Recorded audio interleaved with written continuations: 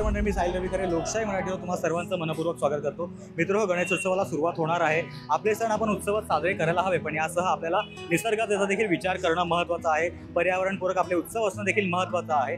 हाच विचार घेऊन दादरचा एक तरुण सज्ज आहे कागदापासून कागदी लगद्यापासून गणपतीच्या मूर्त्या तयार करण्यासाठी. आपल्यासोबत सध्या आहे पराग पारधी. पराग, तुझं लोकशाही मराठीवर खूप खूप स्वागत. धन्यवाद. सर्वात अगोदर मला तुला असं विचारायचं आहे की मी असं एक सुंदर गणपती बाप्पाची मूर्ती तू घडवली आहेस.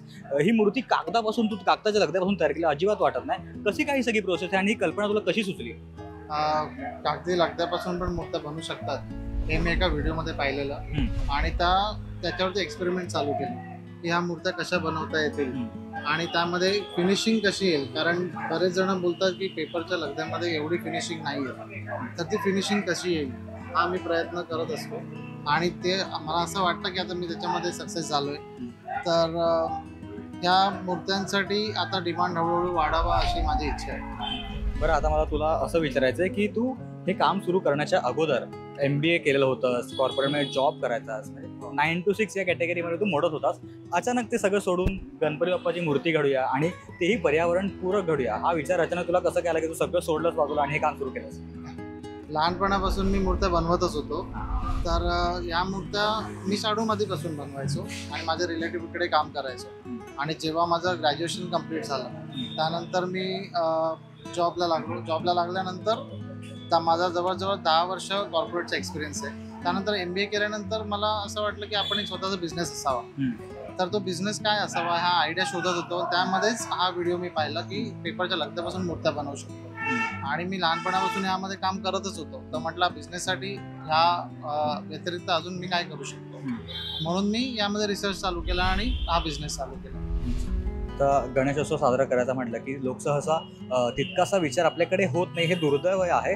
पण तरी पण या सगळ्या हे सगळं काम सुरू केलं आहे. कागदी लगद्यापासून गणपतीची मूर्ती तयार करणे खूप महत्त्वाची गोष्ट आहे, मोठी गोष्ट आहे. निसर्गाला कोणत्याही प्रकारची हानी होणार नाही. मात्र याला प्रतिसाद तुला कसा मिळतोय सध्या? काय म्हणजे किती मूर्त्या तू बनवतोस एका वर्षात आणि या वर्षासाठी किती मूर्त्या तू घडवल्यास आणि कसा प्रतिसाद आहे लोकांचा? प्रतिसाद तर खूप छान आहे.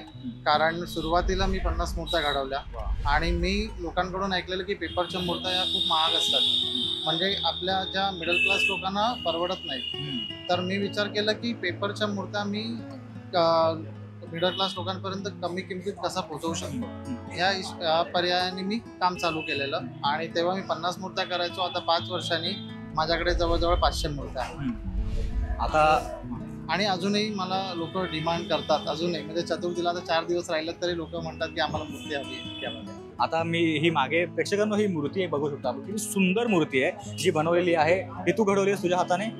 खूप सुंदर मूर्ती आहे. या मूर्तीकडे बघून अजिबात असं वाटत नाहीये की ही कागदी लगद्यापासून बनवण्यात आलेली मूर्ती आहे. या मूर्तीबद्दल मला तुला असं विचारायचं की ही मूर्ती, या बाप्पाची एवढी सुंदर मूर्ती घडवायला किती काळ लागला तुला? किती दिवस लागले ही मूर्ती घडवण्यासाठी? ही मूर्ती घडवायला जवळजवळ मला 15 दिवस लागले. कारण शाडू माती किंवा POP मध्ये आपण म्हणतो की मूर्त्या जेव्हा साच्यामध्ये भरतात तेव्हा ते लगेच ओपन करून त्यावरती फिनिशिंग करू शकतो. पण पेपर मॅशचं असं नाही आहे. तर मूर्ती आपण जेव्हा साच्यामध्ये भरतो ती आतमध्ये सुकवावी लागते, म्हणजे 4 ते 5 दिवस आपला साचा ऑक्युपाय असतो. तर हे प्रोडक्शन टाइम कन्झ्युमिंग आहे, म्हणून त्याला 10 ते 15 दिवस मला लागले या मूर्ती करायची. आता मला असं जरा एक प्रश्न असा विचारायचा आहे की साधारण ज्या POPच्या मूर्त्या असतात किंवा शाडूच्या मातीच्या मूर्त्या असतात, आता त्यामध्ये फरक काय चॅलेंजिंग असतं कागदी मूर्ती घडवणं आणि कसा फरक येतो नेमका, एक थोडक्यात मला जाणून घ्यायचं. तर शाडू माती किंवा POPच्या मूर्त्यांचं आता जसं मी सांगितलं की साच्यामध्ये भरल्या, त्या लगेच ओपन करून त्याला फिनिश केलं आणि बाजूला केलं, तर दिवसाला 10 ते 15 मूर्त्या सहजही करू शकतो कोणी. पण पेपर मॅशमध्ये असं होतं की आपण मूर्ती साच्यामध्ये भरली आणि 2-3 दिवसांनी ती ओपन होते, त्यामुळे प्रोडक्शन टाइम जास्त लागतो आणि त्यामुळे त्याचं कॉस्टिंग वाढतं. काय साधारण कॉस्टिंग? जवळजवळ माझं 1.5 फुटाची मूर्ती 6500 मध्ये जाते. तर तीच POPची मूर्ती जवळजवळ अर्ध्या किमतीत होती. कारण त्या POPच्या मूर्त्या आपण दिवसाला पाहिजे तेवढ्या करू शकतो, हा त्याचा प्लस पॉईंट आहे. मी असं ऐकलं की भारतभर आणि पूर्ण परदेशात सुद्धा तुझ्या मूर्त्या जातात? हो, माझ्या मूर्त्या जर्मनीमध्ये जातात, कॅनडामध्ये जातात. क्या बात आहे. अजूनही ऑस्ट्रेलिया, US तिथून येतात मूर्त्या. एक मराठमोळा तरुण हे सगळं करतोय, खूप अभिमानास्पद बाब आहे. आता जाता मला शेवटचा हा प्रश्न विचारायचा आहे तुला की यंदाच्या गणेशोत्सवामध्ये बाप्पासाठी तुझं काय मागणं असणार आहे, काय आशीर्वाद तुला गणपती बाप्पा? माझं असं मागणं आहे की जास्तीत जास्त लोक POP मूर्त्यांपासून पेपर मूर्त्यांमध्ये यावेत आणि इको फ्रेंडली गणेशोत्सव साजरा करावा. तर मित्र, जसं की आपण पाहिलं की ते कागदी लगद्यापासून या सुंदर सुंदर गणेश मूर्ती तयार केल्या गेल्यात.